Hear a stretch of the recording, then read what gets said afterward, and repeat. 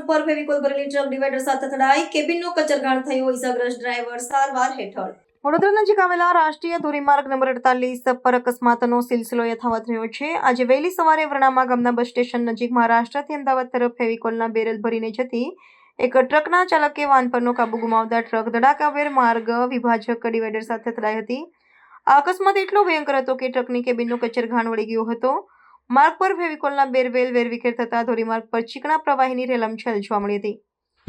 Truck અથડાતા તેના ચાલક મોહમ્મદ શેખ કેબિનની અંદર ગંભીર રીતે ફસાઈ ગયા હતા. ઘટનાની જાણ થતાં વડોદરાના અગ્નિશમન અને આપત્તિ વ્યવસ્થાપન વિભાગની JIDC અગ્નિશમન મથકની ટુકડી તાત્કાલિક સ્થળ પર દોડી આવી હતી. અગ્નિશમન દળના જવાનોએ આશરે અડધો કલાકની ભારે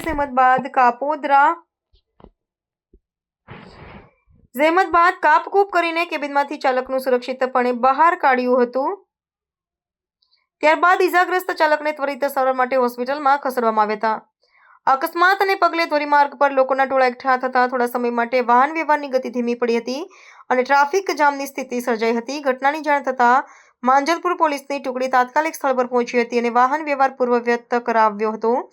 હાલમાં પોલીસે અકસ્માત પાછળનું ચોક્કસ કારણ જાણવા માટે કાયદેસરની તપાસ શરૂ કરી છે.